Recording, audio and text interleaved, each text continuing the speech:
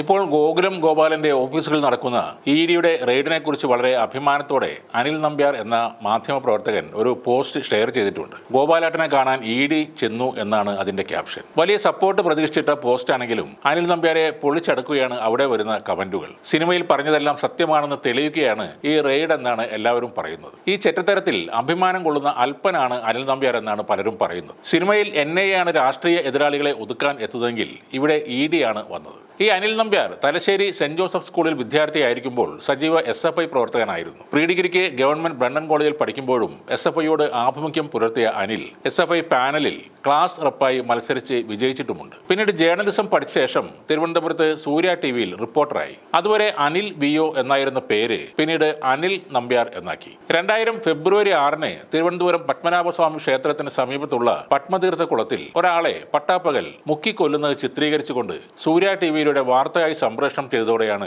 അനിൽ നമ്പ്യാർ എന്ന മാധ്യമ പ്രവർത്തകൻ കുപ്രസിദ്ധനാകുന്നത്. കേരളീയ സമൂഹം ഞെട്ടിയ ഈ വാർത്താ അവതരണത്തിന്റെ പേരിൽ അനിൽ നമ്പ്യാരും സൂര്യ TVയും ഏറെ വിമർശനങ്ങളും ഏറ്റുവാങ്ങിയിരുന്നു. പിന്നീടാണ് വ്യാജ രേഖാ കേസ് ഉണ്ടാകുന്നത്. AK ആന്റണി മന്ത്രിസഭയിലെ ടൂറിസം മന്ത്രിയായിരുന്ന KV തോമസിനെതിരെ ഒരു എക്സ്ക്ലൂസീവ് വാർത്ത അനിൽ നമ്പ്യാർ റിപ്പോർട്ട് ചെയ്യുന്നു. KV തോമസിന് 336 കോടി രൂപയുടെ അന്തർ സംസ്ഥാന ഹവാല ഇടപാടുണ്ടെന്നും കള്ളപ്പണ റാക്കറ്റുകളുമായി ബന്ധമുണ്ടെന്നും അക്കാര്യങ്ങൾ കേന്ദ്ര ഏജൻസികൾ അന്വേഷിക്കുകയാണെന്നുമായിരുന്നു ഈ വാർത്തയിലെ ഉള്ളടക്കം. ഈ വിഷയത്തിൽ ഇന്റലിജൻസ് DGP മുഖ്യമന്ത്രിയുടെ ഓഫീസിലേക്ക് അയച്ച റിപ്പോർട്ട് എന്ന് പറഞ്ഞുകൊണ്ട് ഒരു രേഖയും അനിൽ നമ്പ്യാർ സൂര്യ TVയിൽ സംപ്രേഷണം ചെയ്തു. മന്ത്രി ഉടൻ രാജിവെക്കേണ്ടി വരുമെന്നും KV തോമസ് ഒഴിയുന്ന കസേരയിലേക്ക് I ഗ്രൂപ്പ് MLA ആയിരുന്ന ശോഭന ജോർജ് മന്ത്രിയാകും എന്നുമായിരുന്നു വാർത്ത. KV തോമസും മുഖ്യമന്ത്രി AK ആന്റണിയും അനിൽ നമ്പ്യാർ പുറത്തുവിട്ട ആ രേഖ വ്യാജമാണെന്ന് പ്രഖ്യാപിക്കുകയും അന്വേഷണത്തിന് ഉത്തരവിടുകയും ചെയ്തു. അനിൽ നമ്പ്യാർ, ശോഭന ജോർജ്, തനിനിറം പത്രത്തിന്റെ ലേഖകൻ R ജയചന്ദ്രൻ, അനിൽ ശ്രീരംഗം എന്നിവരായിരുന്നു കേസിലെ പ്രതികൾ. അതോടെ അനിൽ നമ്പ്യാർ ഒളിവിൽ പോയി. 20 ദിവസം ഒളിവിൽ കഴിയവേ മാധ്യമപ്രവർത്തകരെ ചിലർ അനിലിനെ പിന്തുണച്ച് രംഗത്ത് വന്നു. കീഴടങ്ങിയാൽ മാപ്പുസാക്ഷിയാക്കാമെന്ന് പോലീസ് വാഗ്ദാനം ചെയ്തതോടെ അനിൽ നമ്പ്യാർ കീഴടങ്ങി. ശോഭന ജോർജിന്റെ നിർദ്ദേശപ്രകാരമാണ് വാർത്ത നൽകിയതെന്ന് മൊഴിയും നൽകി. ശോഭന ജോർജിന്റെ രാഷ്ട്രീയ ഭാവിയും അതോടെ ഇല്ലാതായി. ചെങ്ങന്നൂരിൽ നിന്ന് തുടർച്ചയായി 3 വട്ടം ജയിച്ച ശോഭനയ്ക്ക്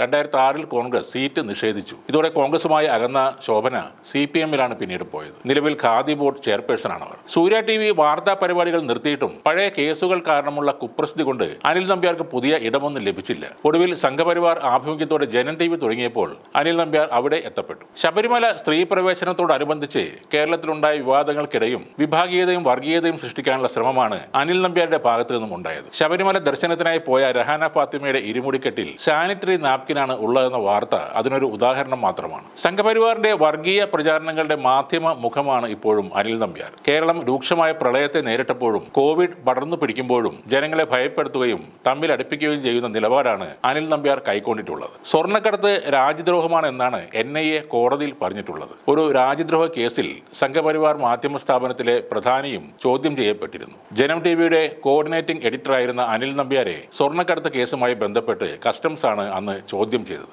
ആ അനിൽ നമ്പ്യാരാണ് ഇപ്പോൾ ഗോകുലം ഗോപാലിനെ പരിഹസിക്കാൻ വേണ്ടി ഫേസ്ബുക്കിൽ പോസ്റ്റ് ഇട്ടിരിക്കുന്നത്.